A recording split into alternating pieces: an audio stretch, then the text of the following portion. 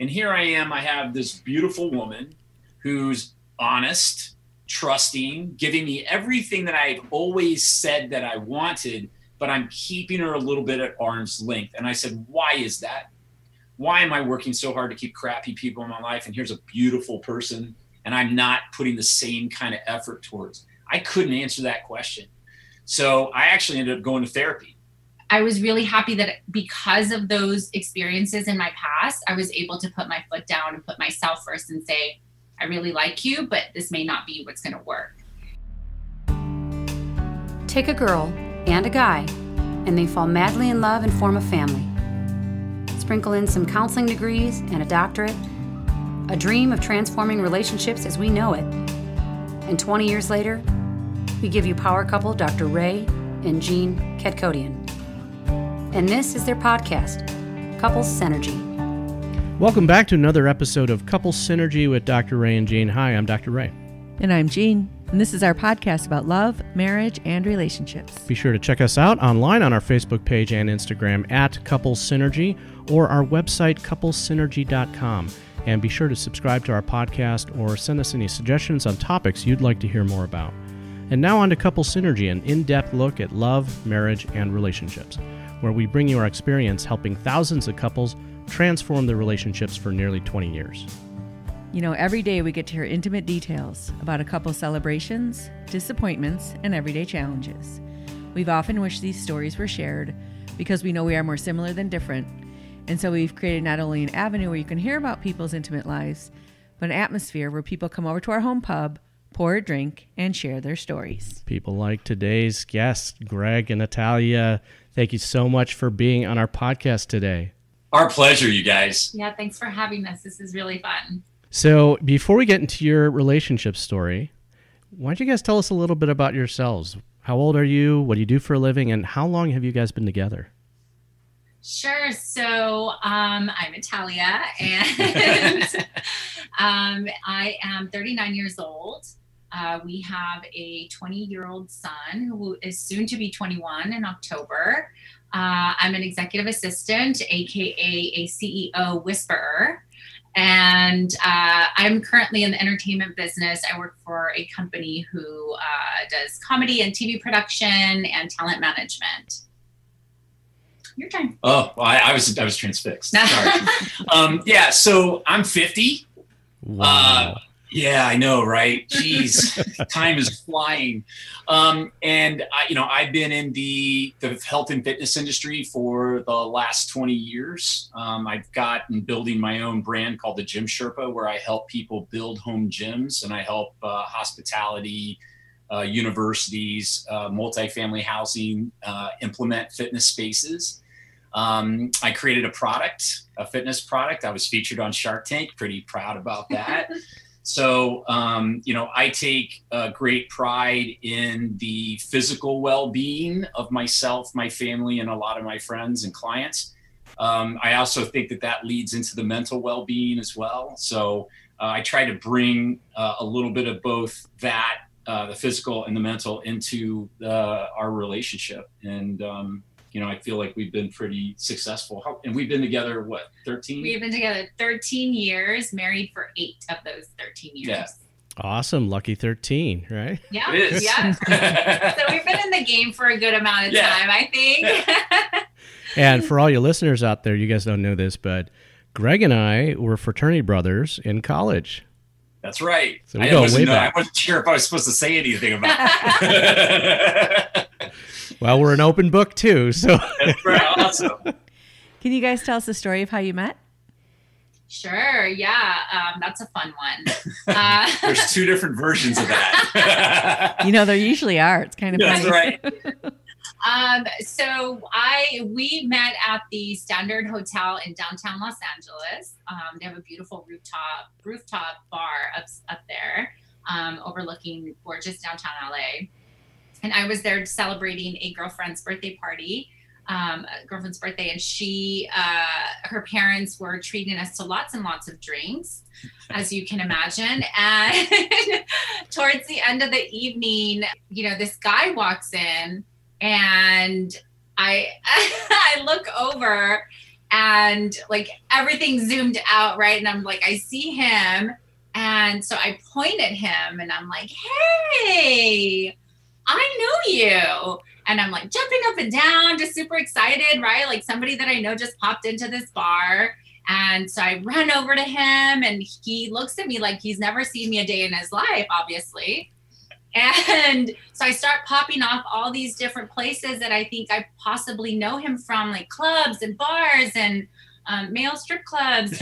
And nothing is hitting. And so he was kind of being a little bit like, off-putting. So I was like, okay, well, I'm really sorry for bothering you. I obviously don't know you, and started walking away. And he, his friend brought me back, and, we started chatting a little bit from there. A little different version. I'm at this place, and I'm standing there with my buddy, and then I see this very attractive, tight-fitting, large breasts. I don't know. I mean, I'm trying to be sensitive to our listeners here, but it's the truth. This is just audio, right? And she is jumping up and down and pointing at me, and she's like going, "I know you." And I'm looking at her and I'm thinking, no, you don't, because I would remember you. And so this whole thing started to come together where she was talking to me, and I'm thinking, man, I can't, and I really didn't know like some of the places that she was even mentioning. So I wasn't trying to be standoffish as much as I was like trying not to make it easy for her. And I went a little too far. I guess I was playing hard to get. And so my friend had to bring her back. But what ended up happening was it was really cute. It was really cute though. We had a little bit of conversation over some like music artists that we like. So we loved the same type of music right off the bat. And so we're chatting, and I said, "Oh, where are you from?" And he's like, "Well, I'm Italian." He's super proud that he's Italian. I was like, "Oh, never mind." And he's like, "What happened?" I'm like, "An Italian broke my heart. I can't talk to you, right?" I'm like trying to be cute. And this guy's like, "Well, maybe this one will put it back together again." Hey, smooth. Like sandpaper. So we exchanged numbers. We had a date within a week. Yeah, that same weekend. And we've pretty much never, we've been together almost ever since. Yeah. So it's been great. So that wasn't a line. Like you really thought that you knew him. That's what we argue about. Right? I think it was a total line. And she's like, no, it wasn't a line. I'm like, oh, come on. No, don't I know you? No, I didn't know him. But honestly, a few months later, it turns out he had been on an episode of Fear Factor, and I was an avid Fear Factor fan. Oh. And so I think that's where like my brain was like, oh, you recognize the face, but no, I didn't know him otherwise. Yeah. How did you know that this was your person? I think, go ahead. I was going to say, for me, I think what was really interesting about where we were in our lives at that time, I think we were just both of us had some rough relationships. I think we both had been burned in a certain particular way that made us very sensitive to behaviors that we were reading and evaluating in potential, persons that we wanted to spend time with. And so I think it just kind of came together. I'm the type of individual that, is healing to the things that she was sensitive in, and she was the type of person that's healing in the things that I was sensitive in. So as an example, some of the people that I dated in the past were not very truthful, very dishonest people. And so one of the things I always say is like, why can't I just find an honest person?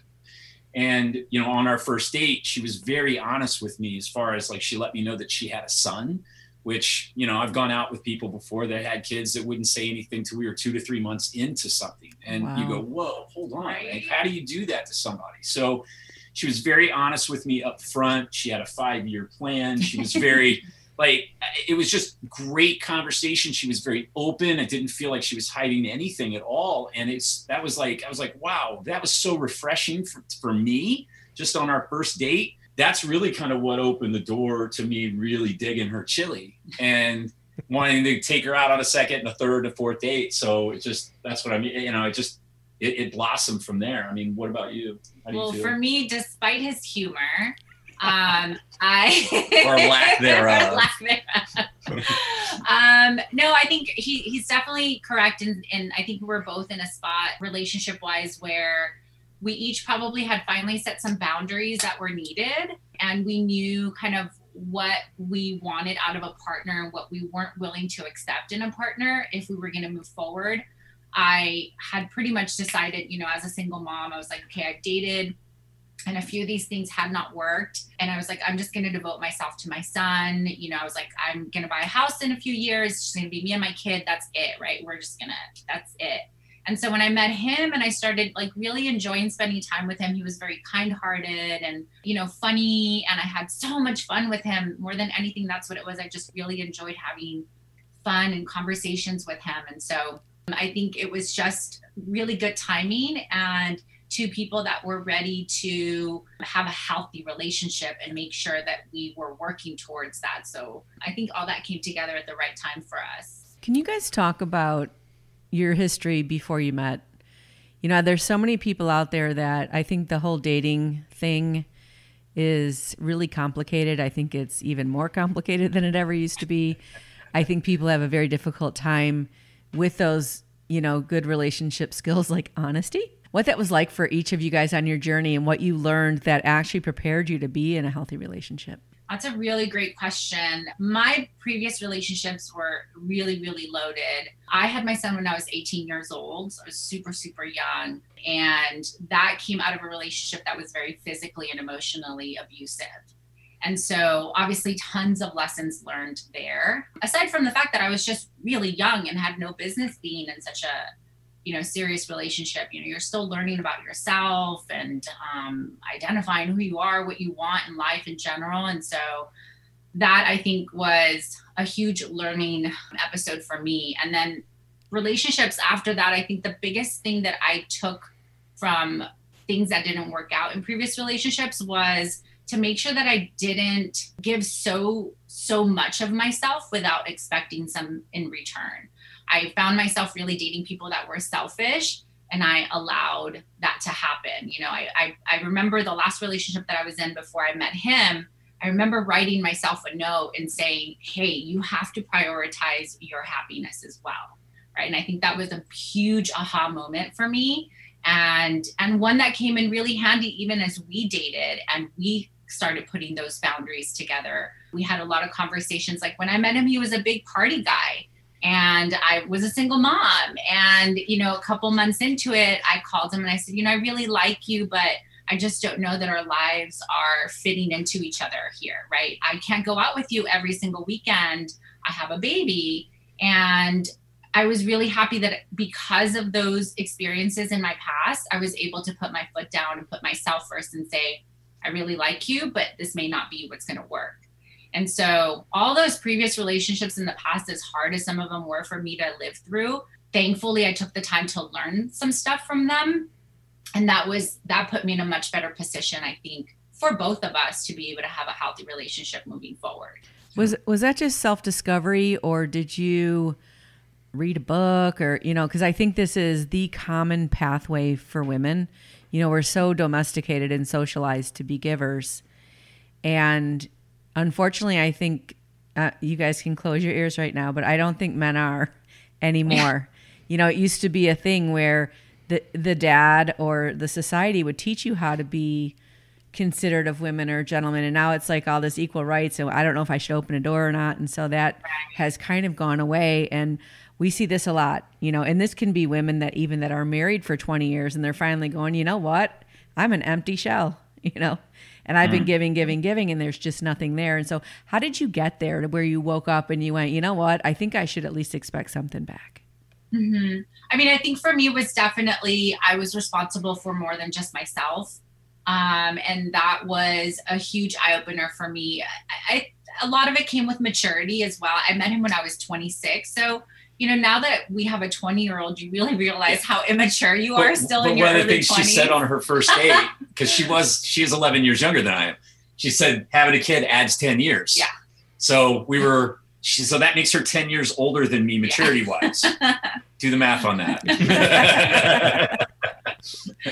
So yeah, I think for me personally, a lot of it just came from maturity over time and just realization.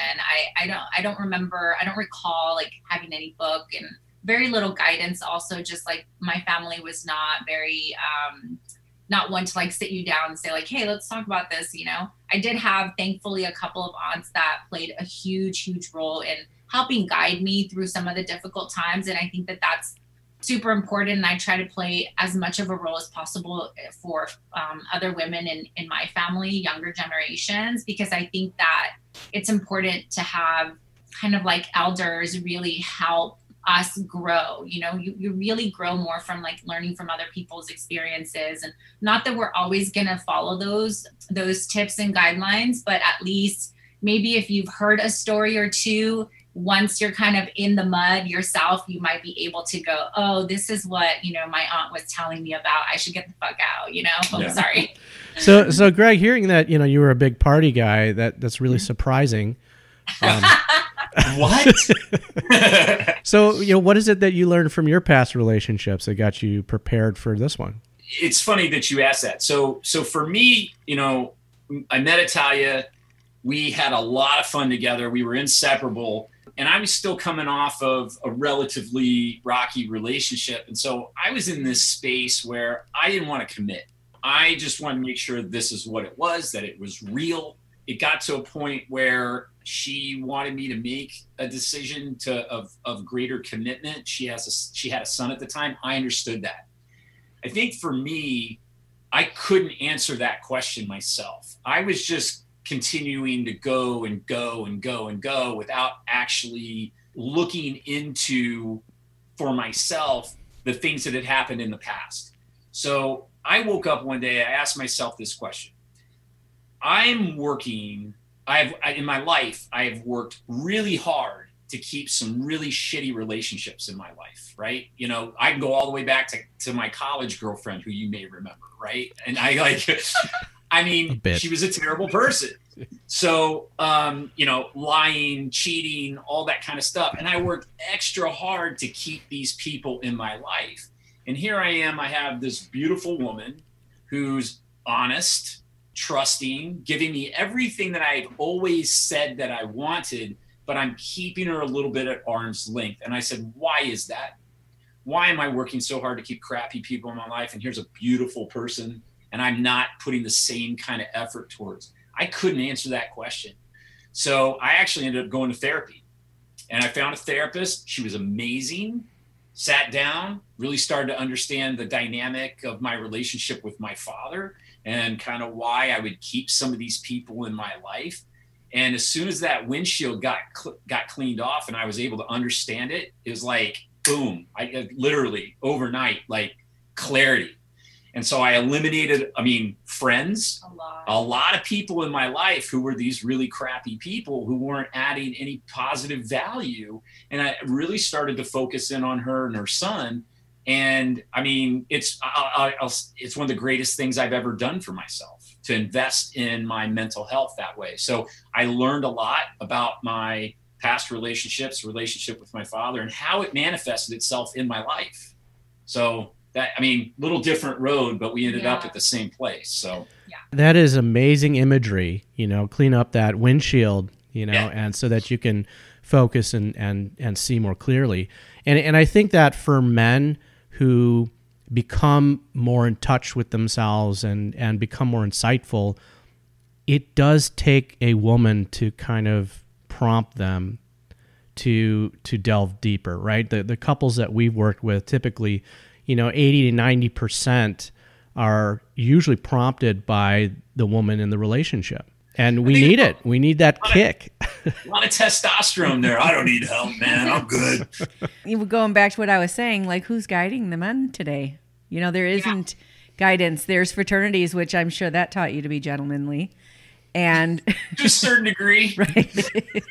And so there's a lot of support for destroying your life and for doing things that make you feel mentally unwell, physically, emotionally not so good, but not a lot of support to be, a mensch. I don't know if you guys know that word, like a real great guy. Yeah. I think a lot of that has to do with, men's fear of opening up and feeling vulnerable. And I think as soon as you understand that vulnerability is actually a strength, it's power, you can get past that. One of the really cool things that I did when I went through this therapy, it was a one-on-one, but after I kind of went through, several weeks of this, she asked if I wanted to participate in group. And I said, okay, yeah, let me do that. So I participated in a group session, and these were multiple sessions where each person would take a turn. And I learned even more about myself that way, not just personally, but how I show up in the world as a man, because I was utilized in those group sessions as the boyfriend, the husband, the father to some of these other people. And it makes you realize, hey, not only is the world having an effect on me, but I'm having an effect on the world. And so you really causes you pause to think about, all right, how am I treating her, and how am I treating my son, and how am I treating others around me, so that I can show up in the world as a man should, right? So I find it one of the best things I've ever done for myself. We're huge proponents of people seeking therapy. I mean, even myself, after we were in a committed relationship, I still harbored a lot of issues with like abandonment and, trust and things like that. And so I went and got therapy as well. And it was the best thing ever. And that's something that we talk to our son about all the time, and to his friends, to let them know it's a good thing, and you should do it often, and do it as a tune-up even, right? Don't wait until something, don't wait until the alarms are sounding. Just go and talk to someone. It feels good. And it's an important thing for us to do as individuals. Yeah, that's why we do the weekend intensive, for that reason. Oh, right on. I want to talk a little bit more about what you said about vulnerability as a strength, because I think those are lovely words that when you understand them, you feel the intense depth of it. But if you think about your prior relationships and you're not being vulnerable, and you're in so much more pain, and it's vulnerability that leads to safety and connection, as opposed to the opposite. It's like weird in your head to think like that like if I'm open and honest about what hurts me or what I care about, I'm going to be safer. It's sort of crazy. So can you talk more about like that part of your journey? Yeah. I mean, I think it was difficult. I mean, I've been relatively open on certain things, and then other things I wasn't. But I think where I was, and having these people in my life that were, crappy people, being vulnerable to them caused pain, right? Because they would use that against me, or, and so when you have that kind of experience, then you don't want to become vulnerable around those people. And then, because you keep seeking that, for me, I kept seeking out kind of these cold, distant people.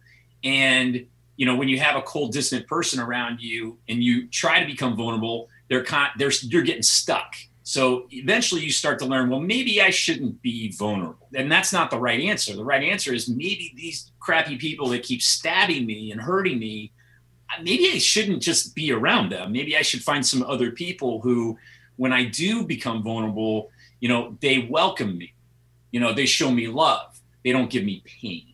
So, I mean, it was a lesson. It was a hard lesson to learn, but I'm glad I learned it. Slow learner, Ray can tell you that. But eventually I did learn that lesson, and I've never been happier. So I hope I answered your question. Yeah, that's really awesome. That idea of, we don't learn to vet people, right? And so you kind of alluded a little bit like maybe your dad wasn't really available, and we replay that as adults for sure, because our first template is parent-child. And we make the right decisions with the wrong people, and then the wrong decisions with the right people. Right. Oh my gosh, yes. And to get that template, like through therapy and through really diving into that and seeing that with other people, is absolutely, I think, the ladder to get out of that situation. And one of the fallacies that people believe is that, if I protect myself, if I'm not vulnerable, I'm not going to get hurt. But it doesn't actually prevent it at all. You still get hurt. Right. Well, but the other thing too is that you're not open to receiving care and love. Exactly. If you're closed off, right? Exactly. So how happy can you truly be if you're really not letting anybody in? It's one of those things that was so impactful to me, and I created a little bit of a philosophy, and I passed that down to my son. And I try to keep it simple. So we try to live our lives by three things. And the first thing is doing the right thing. And we know what it is. Sometimes it's hard. You have peer pressure, or there's money involved. The second is letting people know that you care. And you can do that by word or by action. There's, showing up early to football practice, right? Shows that your team, that you care, your coaches, that you care. But the third and final piece is, and this is where I feel like it's hard for a lot of people, is to make sure that those people care about you in return. Mm-hmm. And if you have somebody that is hurting you or not allowing you to be vulnerable, then you have to kind of look at that and go, that's that third piece. Yeah. Should I really be in a relationship or a friendship, whatever that might look like, with this particular person? And so I think that has served us pretty well. And I think what's been beautiful is being able to pass that down to our son. I think that served him well too, because, you have these things in high school, and he's in college now where, all these things are happening, and rumors and Instagram, and this is happening. And it's like, we could always come back to that conversation, and he would realize, like, yeah, that person's showing me that they don't care.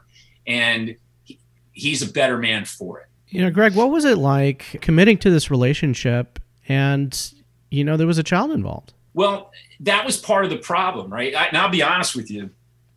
It was always a deal breaker for me. It really was. Somebody said, well, I don't want to date a single mom. I don't want to. I want to have my own kid. I mean, that was my thought process. Mm-hmm. And when I met her, and she was very honest with me, and now I'm kind of dueling out this, well, I really want this honesty here, but damn it, she's got a kid. What do I do here? And I'm just being real, but, and as we continued to date, this is also where that therapy came, because the relationship that I have with my father, trying to get what I needed as a young man, is manifesting itself not only in the type of women I choose, but also kind of had some fear of actually becoming a father.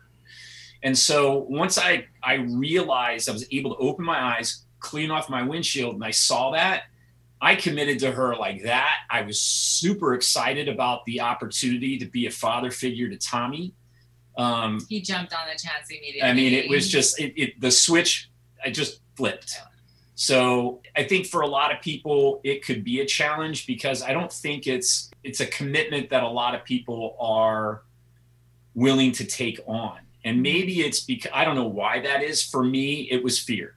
Yeah. Right? It was not wanting to repeat and go through the pain of the childhood trauma that I had with my own father. So, but once I was able to deal with that, then I could open the door to being a father to a wonderful, wonderful young man. Yeah. Once he committed to that and to take that step with us together, it was like a few months after they finally met. And then a few months after that, he was the one that was proposing adopting him legally. Yeah. So I actually asked him if it was okay to marry his mom. Yes. As he should. I don't know if you know, Greg, but when Jean and I met, Jean was a single mom as well. No, really? Oh, really? I did not know that. Yeah, she had a 9-year-old son, and when I was going to propose, I asked Alec for if I could marry her too. So I did the same thing. So this fraternity that we were in did some good stuff for these young men, didn't we? Yes. Well, we have the opposite of the age. Oh, yeah? Oh, yeah. When we met, I was 30 and he was 24. No way. Well, you still look younger. Thank you. Yeah, you do. But yeah, that was an interesting thing, for us as well. The age equalizer for us is we were in the same place in terms of our career and our education. Mm-hmm. And so that piece worked because I had my son when I was young and I was on a delay with that kind of stuff. So, right. But yeah, how was it for you and Tommy to go through being single, and how would you know when you could introduce a guy into his life, and how did you navigate all that? Again, definitely learned a ton from my previous mistakes. I think, our son is like just the sweetest, kindest kid. And so although I never felt like we needed a guy in our lives, I always felt like it would be a really great addition, and more so in the sense of just like sharing our lives with, this, individual that I think both of us imagined. but by the time I met him, you know, I was really set in my boundaries and what I wanted out of a relationship and what I was willing to do. And I really, really made sure to take care of him and to protect him from having to go through another process like this of, you know, meeting someone. And so we dated, and you know, my son knew that I was seeing someone, and, you know, I would always tell him, like, he's a really nice guy. Like, I'm going to go out and see him today and things like that. I was always very, very open and communicated with him often, especially when I was leaving him somewhere, you know, with my aunt or whatever. And as I was continuing to spend more and more time with him, then I started introducing a little bit more information about Greg to our son, Tommy. And then eventually, once he decided, okay, yes, I think that this relationship will develop and we could, you know, see a future in this together, then we started having discussions. And I think it was about 6 to 8 months after we first met that we were like, okay, it's time to do this. And so we both went into it very, very carefully. The one thing I did with my son is we would use like a temperature gauge, right? So let's say, you know, we'd come and spend a weekend or something. And so on the drive back home, be like, hey, bud, so like, what do you think? Like on the temperature gauge, you know, and he's like, oh, you know, it's getting warm, you know, it's not bad, you know. And then another weekend would roll by, and I'll never forget, like, we were driving home one night or one afternoon.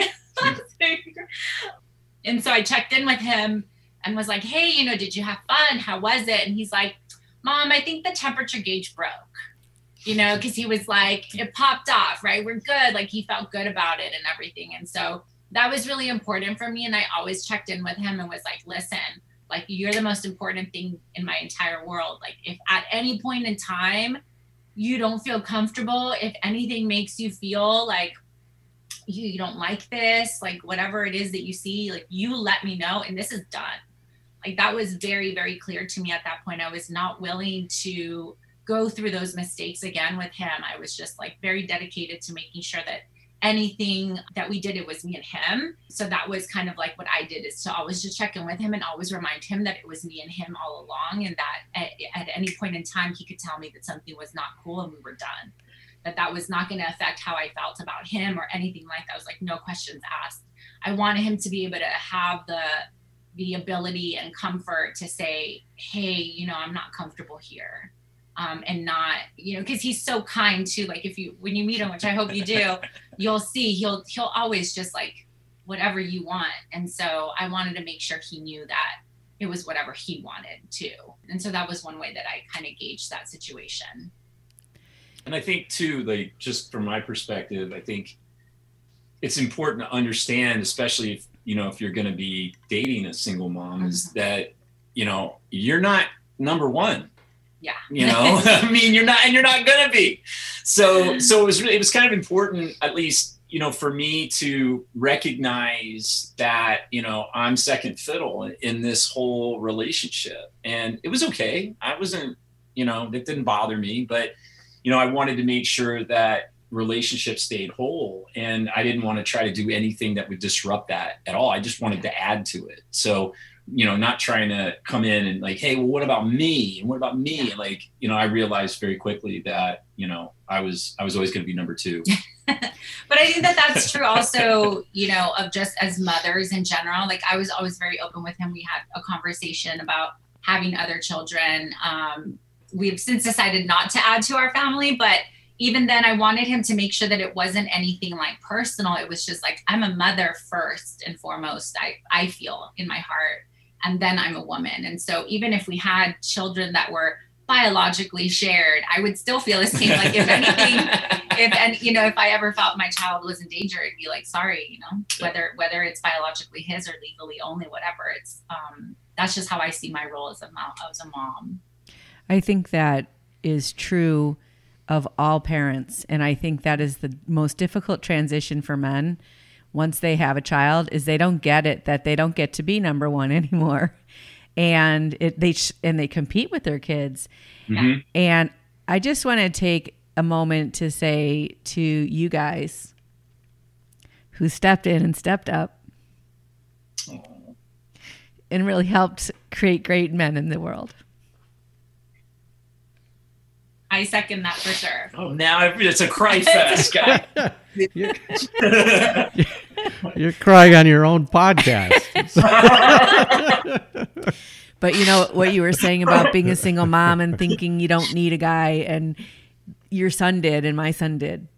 And what you taught him, and I'm sure what you've taught your son, is we can't teach him how to pee standing up, you know? 1,000%. Well, yeah. And It's you know, funny it's that a you say that relationship because of. I made my son sit down because we'd pee all over the seat, and we'd have people come over, and you're like, dude, you can't do that. Dude, if you can't, just plop it down. It's okay. See, who can teach him that? Right. Yeah, you know, being a step parent, it's a very unique relationship. You know, being a stepfather, and it is a relationship of choice, and that's where the power of that relationship comes from, right? And I remember one things I absolutely wanted to make sure was that Alec could always depend on me, right?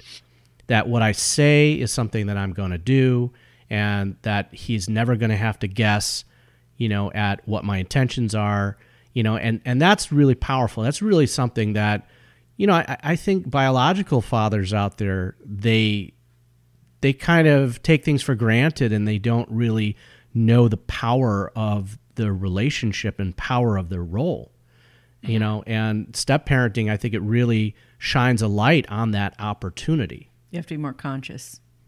Yeah, definitely. Mm-hmm. Yeah. Definitely. I for one, I mean, and I'm sure you might feel the same way. For me, one of the things that I, like, to this day, I'm so grateful for with him coming into our lives was the ability to just be a mom, you know, because like when you're raising a kid on your own, you have to be mom and dad. And there's so many times where sometimes you just want, like, hey, am I doing this right? Can we just talk it out? And you have no one else. Or the fact that you have to be disciplined with them and all you really want to do is hug them, but you can't because you have to teach them the discipline lesson. And so I think what I loved the most, one of the things that I loved the most about him being his dad was that I got to be a mom, you know, that I got to just be the nurturer and caring and be able to just play that one role, because it's a lot to have to play both roles. Right. It's a lot. Absolutely. All right, let's switch to something more fun. How'd you guys get engaged? Oh my gosh, it's the cutest story. Yeah. You have to tell it. So, well, first I asked Tommy for his permission. I said, you know, what do you think? And, you know, he gave me his thumbs up, and I asked him if he wanted to help participate in the proposal. And of course he did. So I sat down with him and we tried to figure it out. You know, obviously I think, was he 9, 10? He was 10 at the time. So our options were limited, right? Like, you know, it's, you know, there's certain places we obviously can't go. And so we just tried to make it as simple as possible. But what we settled on was, it was around Halloween, and he had, he was in middle school. And so he had a Halloween party. So the whole idea was that we were going to scoop him up from the Halloween party. And then we were going to go to Santa Monica place, and we were going to go to dinner. And so we were meeting like 8 or 9 friends. 6 to 8 more people. And so one of them was a photographer, my photographer buddy. Who carried his camera everywhere, so that was just like normal. Exactly, right? So this was meant to be a surprise. So he was there, and so he had all of the pictures going. And so the whole idea was to come in, and then Tommy, through the dinner, I was going to give him a wink, and he was going to get into his Halloween bag. And in his Halloween bag, he had all these things. And one of the things that he had were spider rings.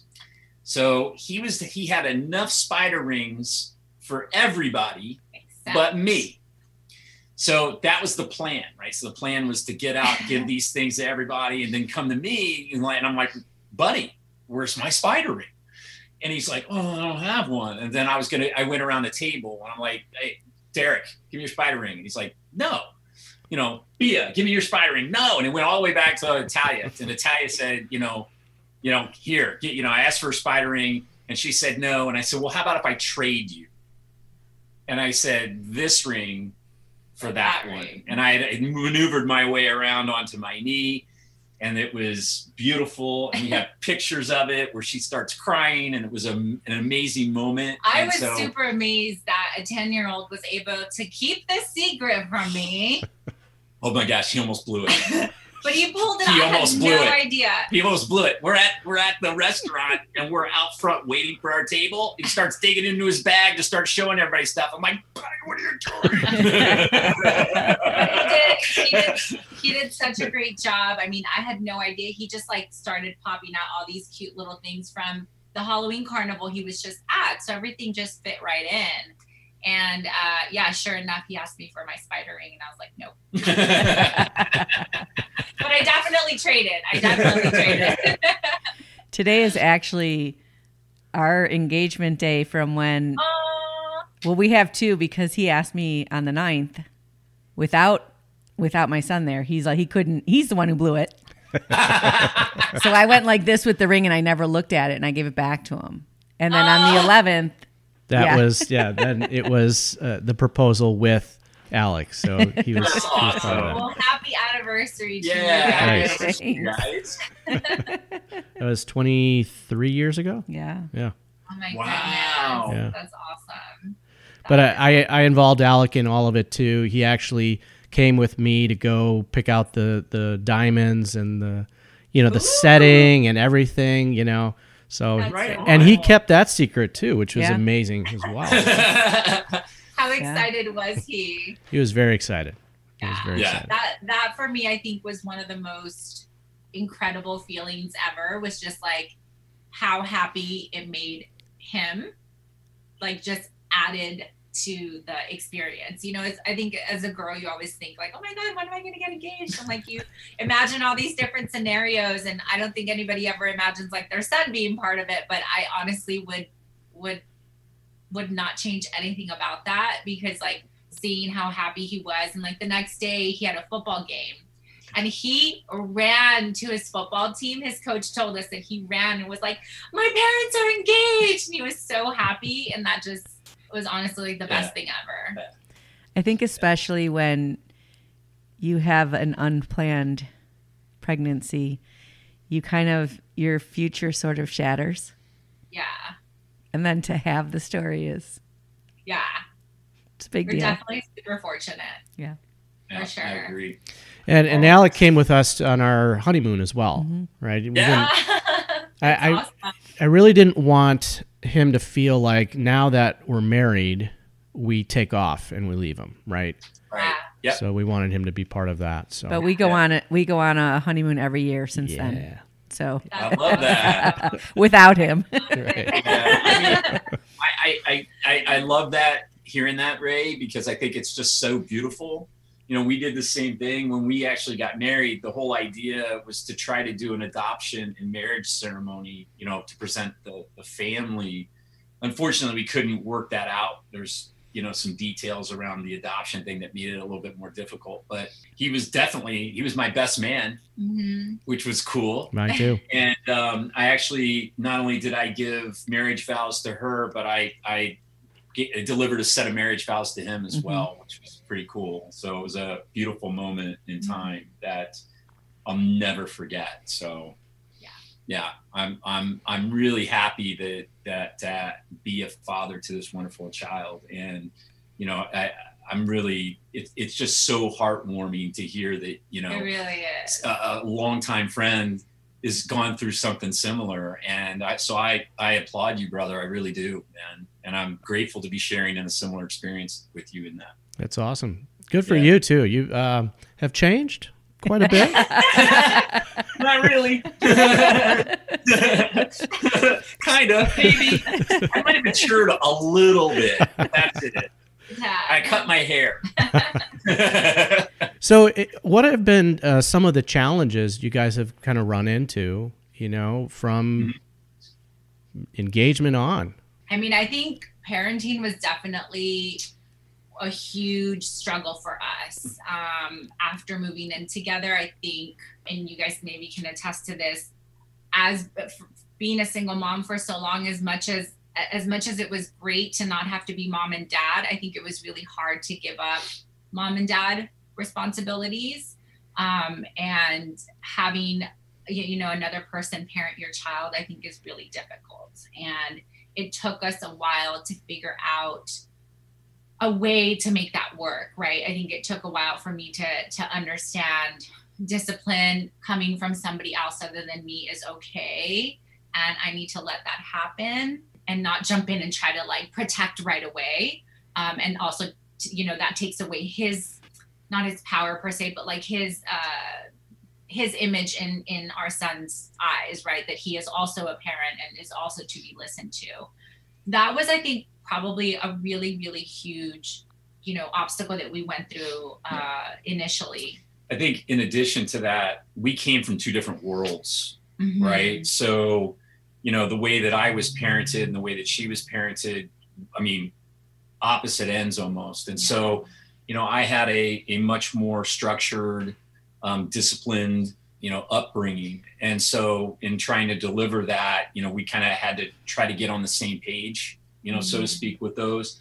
And then I think the other piece is that, you know, I had so much that I wanted to give and teach him. And there becomes a point where I think as parents, and maybe I'm wrong, this is just a theory that I have, but I think it's a little bit harder for women, and I could be wrong. If I am, go ahead, just tell me, I'm good with it. I think that parenting you need to protect the child up until a certain point. And then I feel like protection becomes detrimental. And I feel like you have to start preparing, because at some point they're going to leave the nest, you know, they're going to go into the world. And so what tools have you given them to survive?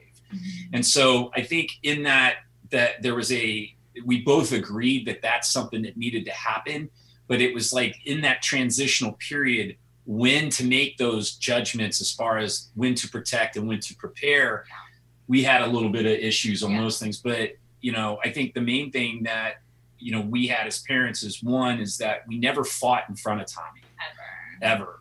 We never called each other names. We never were like mean or, you know, mean-spirited, malicious, any of that kind of stuff. I think, you know, we developed trust and really good communication. And so, you know, eventually we would work these things out and, you know, we would come to a conclusion of what we thought would be best for our son or our relationship. And we didn't always agree. There were definitely times where I did not want to go through with whatever he was proposing, but I would still say, okay, I'm gonna let you have this and see what happens, and then I'll step in if I don't agree with how it's going, and vice versa with him. There are times where I really, you know, put my foot down and said, no, this is how we're gonna move forward. And I think that that's just kind of, for us, you know, we always believe in balance, right? And there's times where he's gonna have to make the decision and times where I'm gonna make the decision, and we just kind of have to trust and see how it goes. And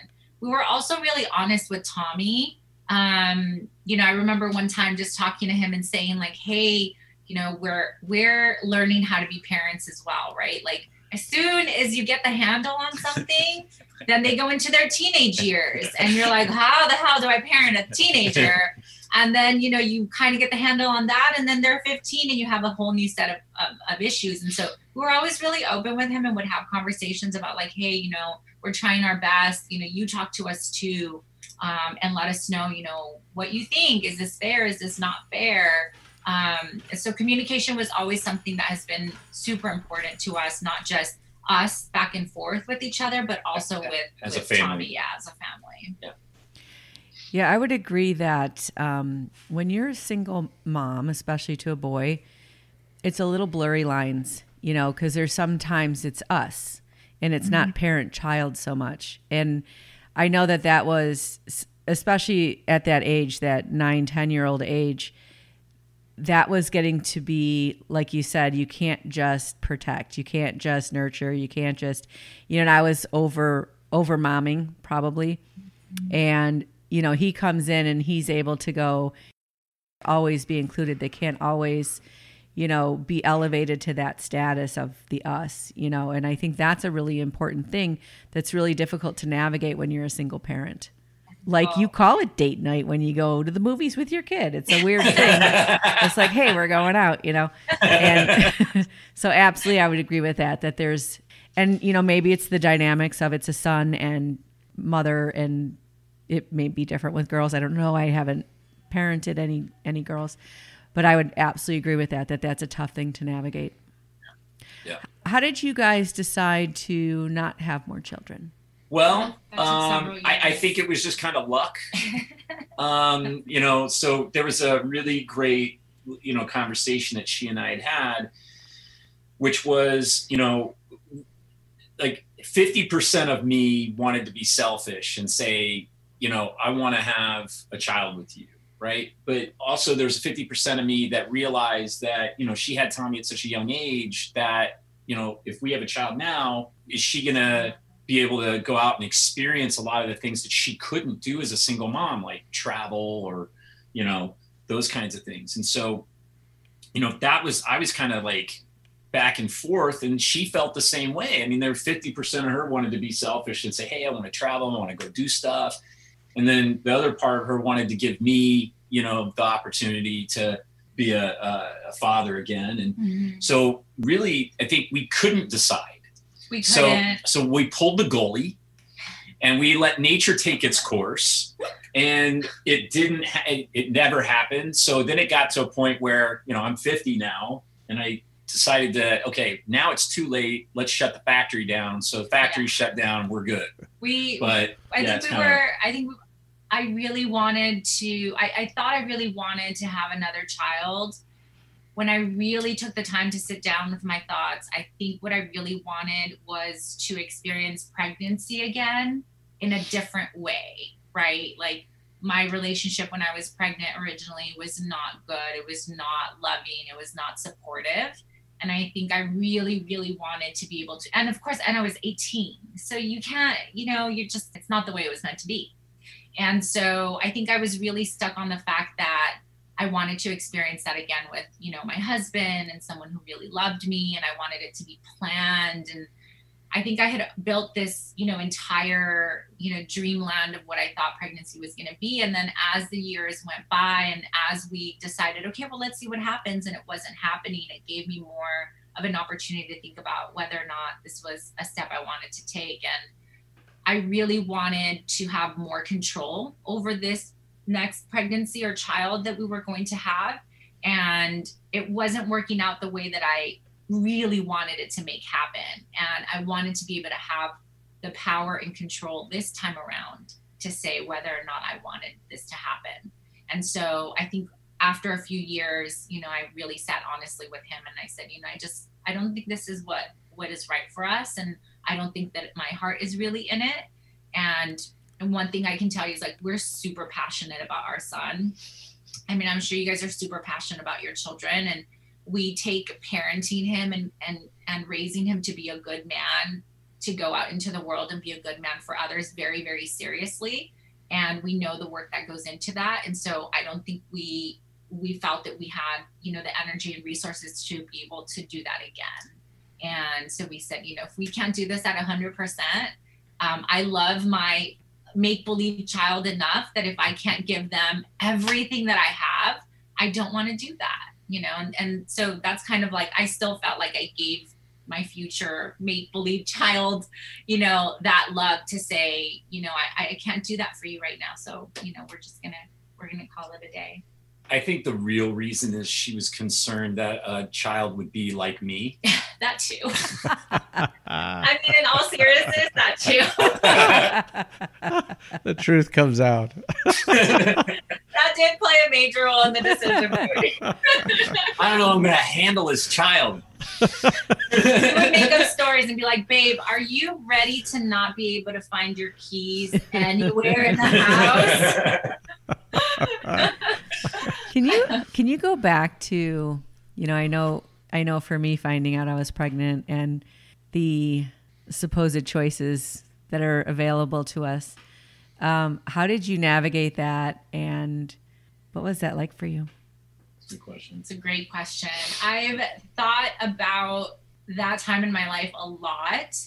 And I think for a long time, I had this story that, I got pregnant and I was trying to be, the level-headed person that I am and say, you know, this is probably not the right thing for me to do to carry on with this pregnancy. And my grandmother was passing away at the time, my mother's mom. And this really did happen. My mom sat down with me. I told her that I was pregnant, and I said, you know, I just don't know that I should keep this child. I'm 18 years old. I want to go to college. I have these dreams. I was going to play volleyball in college. And she asked me to give her one life for another. And for a long time, I think I used that to say that that's why I made my decision. But to be quite honest, I think I didn't have the attention and love that I needed at that time. And I think when I was pregnant, I was really happy. I think I was, you know, I remember calling my mom and saying, I have a little something growing inside me, you know? So I think I had made the decision to keep him pretty early on, even though I think in my head, I was thinking, this isn't the right thing to do. I should probably not keep him. But all along, I think he was meant for me from the beginning, and I needed him and wanted him. But it's a hard thing to go through when you're 18 years old. You know, I see our son at 20 and I'm like, he has no idea what he's doing with his life. But I think it was the best thing that could have happened to me. Obviously, now looking back at it, I couldn't do anything any other way. The only thing I would change, and I'm very honest with Tommy about this to this day, is if I could be promised the same child, you know, at the age of 26, you know, having him, then I would do that, just because I don't feel I was as good a mom at 18 as I could have been when I was a little older. And that's the only thing I would change.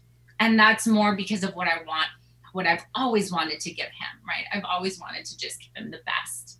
And I wish that I were an older, mature, more established in life mother to him than I was at 18 years old.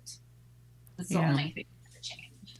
Yeah, I think that I remember the statement that says an unplanned pregnancy has no easy answers. And that for sure is true. And unfortunately, I don't think we really think about the other side, you know, that if you choose to have your child, you don't have a ton of support, you know, and so people want to rally around that topic a lot, but I don't really think that's a decision that can be made by anyone other than that's in it in that moment. And I'm sure this is true for you as it is for me, is that, you know, I think my son saved my life, you know, like I had to get it together and I had to become something because someone depended on me. And I don't think I would have as good a life as I do today if I had chosen something else.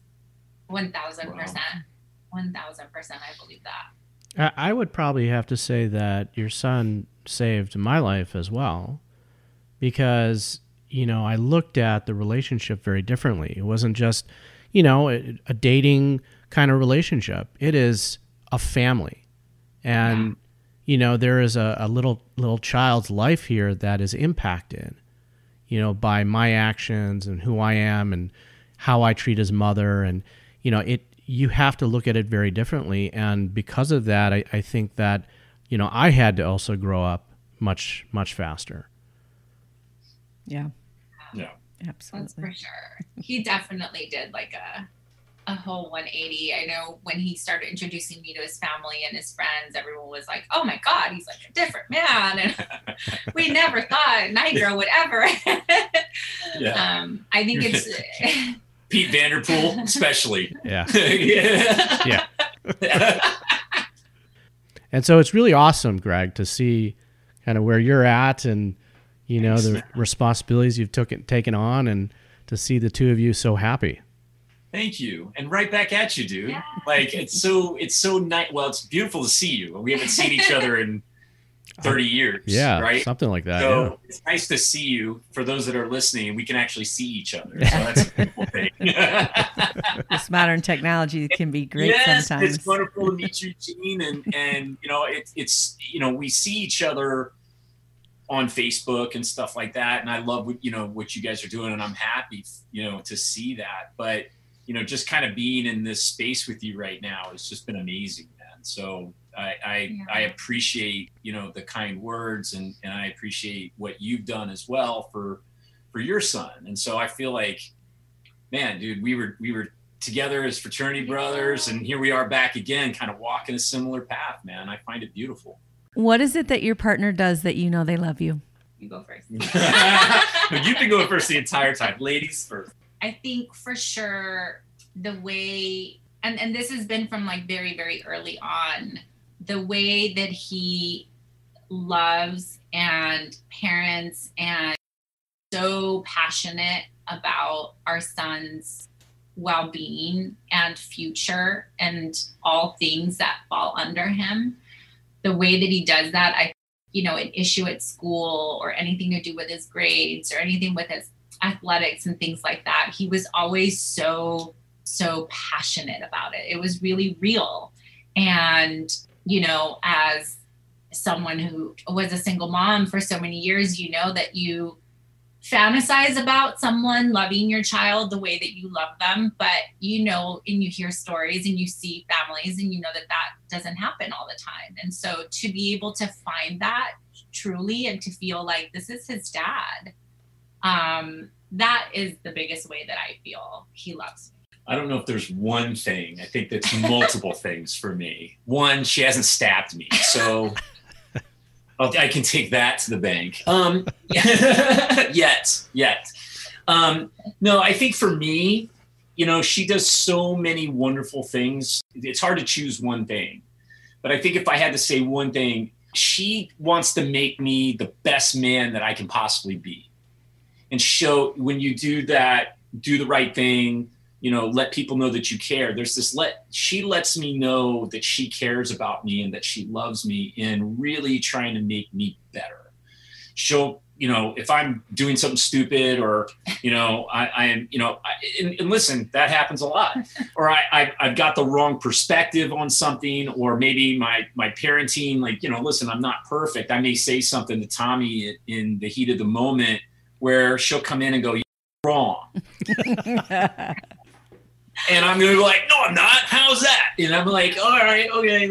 Mechanism goes up and I let it down and we have a chance to talk. And I'm like, "Yeah, you know what? Maybe you got a point there. Maybe I'm approaching these things not correctly." So, I think that she cares enough and loves me so much that she wants to see me be the best that I can be. And, that sometimes that's a hard conversation to tell somebody you love that, they're screwing up or, they're not perfect or, they need to change in a particular way or approach something differently. She's not, trying to, say I'm a bad person or anything like that. She's just trying to make me better. And when somebody cares that enough to have a hard conversation with you to make you a better person, to me, I feel most loved. Well, Greg and Italia, we want to thank you so much for being on the podcast today. This has been a lot of fun for us. It's been fun for us too. Thank you guys a massive so cry much. fest. No, thank you guys so much too. I really am looking forward to being able to spend more time chatting with you guys, especially having, identical really experiences. Yeah. It's really beautiful being able to talk to other people who have gone through the same thing. And so I'm really excited to be able to sit down with you guys a little bit more in the future and get to know each other a lot more. Yeah, that would be awesome. Yeah. That would really be awesome. Yeah. Human beings have been sharing their stories since the beginning of time to bond and heal and grow. And we hope that by you guys sharing your story, it's enriched your lives and the lives of our listeners. Thank you. Thank you so much. I want to wholeheartedly thank you for joining us today and for listening to Couple Synergy. Our passion is in helping couples and people have happy and healthy relationships, and this podcast gives us a fun way of bringing our knowledge and expertise to you, our listeners. For all of you listening, please subscribe to our podcast and please leave us a review. If you have any questions, comments, or topic suggestions, please email us at contact@couplesynergy.com. For more information about Couple Synergy and our programs, such as the Couples Weekend Intensive and our premier program called Couple to Couple, look us up online at couplesynergy.com. And if you know someone who could benefit from this podcast, please download it and share it. And thank you for listening. Until next time, synergize your life and synergize your love. You have been listening to Couple Synergy with Dr. Ray and Jean Ketkodian.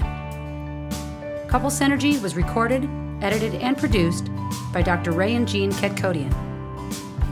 Voiceover and music entitled Breathe and Let Go was recorded and composed by Gina Gonzalez.